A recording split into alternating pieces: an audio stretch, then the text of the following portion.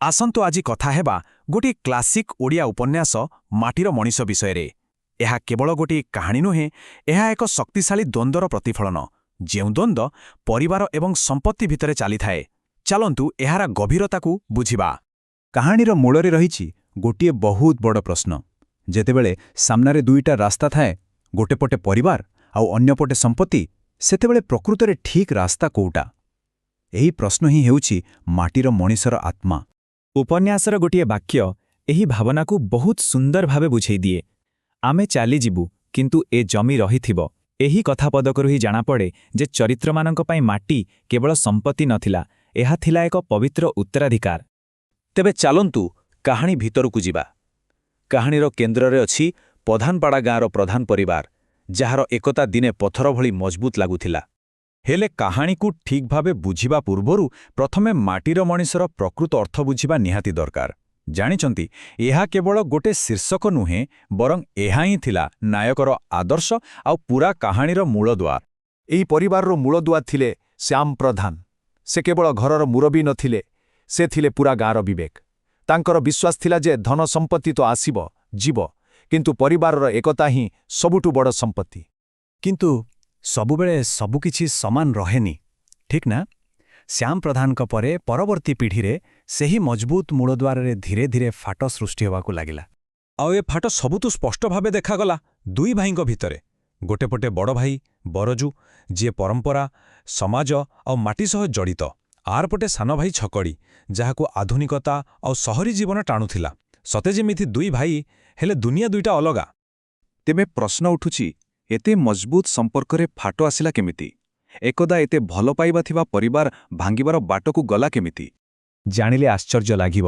ଏହି ବିରାଟ ଝଡ଼ର ଆରମ୍ଭ ଭାଇମାନଙ୍କ ଭିତରୁ ନୁହେଁ, ବରଂ ଘରର ଛୋଟ ଛୋଟ କଥାରୁ ହୋଇଥିଲା। ଘର କାମକୁ ନେଇ ଆରମ୍ଭ ହୋଇଥିବା ଛୋଟ ଛୋଟ ଝଗଡ଼ା ଧୀରେ ଧୀରେ ମନରେ ବିଷ ଭରିଦେଲା। ଆଉ ଯେତେବେଳେ ଘର ଭିତରେ ଟିକେ ନିଆଁ ଲାଗିଥାଏ, ସେତେବେଳେ ବାହାର ଲୋକ ଆସି ସେଥିରେ ଘିଅ ଢାଳିବାକୁ ବେଶୀ ସମୟ ଲାଗେନି। ଏଠି ବି ଠିକ୍ ସେୟା ହେଲା। ହରିମିଶ୍ର ଛକଡ଼ିର ମନରେ ଥିବା ଅସନ୍ତୋଷକୁ ଆହୁରି ବଢ଼େଇଦେଲା। ସେ ତା କାନରେ ଏମିତି ବିଷ ଭରିଦେଲା ଯେ ଛକଡ଼ି ନିଜର ବଡ଼ ଭାଇକୁ ହିଁ ଶତ୍ରୁ ଭାବିବାକୁ ଲାଗିଲା। ଆଉ ଏହା ହିଁ ପରିବାରକୁ ଗୋଟେ ଅଫେରନ୍ତା ମୋଡ଼କୁ ଠେଲିଦେଲା।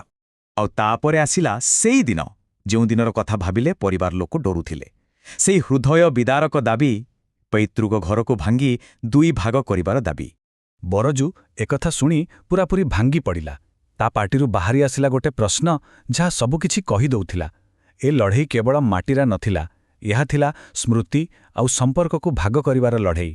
ହେଲେ ଲୋଭ ଆଗରେ ସବୁ ସମ୍ପର୍କ ହାରିଗଲା। ଯାହା ହେବାର ନଥିଲା, ଶେଷରେ ସେୟା ହିଁ ହେଲା। ଗୋଟିଏ ପରିବାର ଦୁଇ ଭାଗ ହୋଇଗଲା। ସମ୍ପତ୍ତି ପାଇଁ ଲୋଭ ସମ୍ପର୍କକୁ ଭାଙ୍ଗି ଚୁରମାର କରିଦେଲା। କିନ୍ତୁ ଏଇଠି କାହାଣୀ ସରି ନଥିଲା, ବରଂ ଏଇଠୁ ହିଁ କାହାଣୀର ପ୍ରକୃତ ମର୍ମ ଆରମ୍ଭ ହେଉଥିଲା। ବରଜୁ ଯେଉଁ ପଦକ୍ଷେପ ନେଲା, ତାହା ହିଁ ଏହି କାହାଣୀର ଆତ୍ମା। ନିଜର ନ୍ୟାୟ ଅଧିକାର ପାଇଁ ଲଢ଼ିବା ବଦଳରେ ବରଜୁ ଯାହା କଲା, ତାହା କେହି କଳ୍ପନା ବି କରିପାରିବେନି। ସେ ପରିବାରର ଶାନ୍ତି ପାଇଁ ରାତି ଅଧରେ ନିଜ ସ୍ତ୍ରୀ ପିଲାଙ୍କୁ ଧରି ସବୁକିଛି ଛାଡ଼ିଦେଇ ଚୁପଚାପ ଚାଲିଗଲା। ସମ୍ପତ୍ତି ବଦଳରେ ସେ ସିଦ୍ଧାନ୍ତକୁ ବାଛିଲା। ତେବେ ବରଜୁର ଏହି ଯେଉଁ ଅବିଶ୍ୱସନୀୟ ବଳିଦାନ, ତାର ପ୍ରକୃତ ଅର୍ଥ କ'ଣ? କ'ଣ ଏହା କେବଳ ନିଜ ଜମିବାଡ଼ି ଛାଡ଼ିଦେବା ଥିଲା? ନା, ଏହା ତାଠୁ ବହୁତ ବେଶୀ ଥିଲା।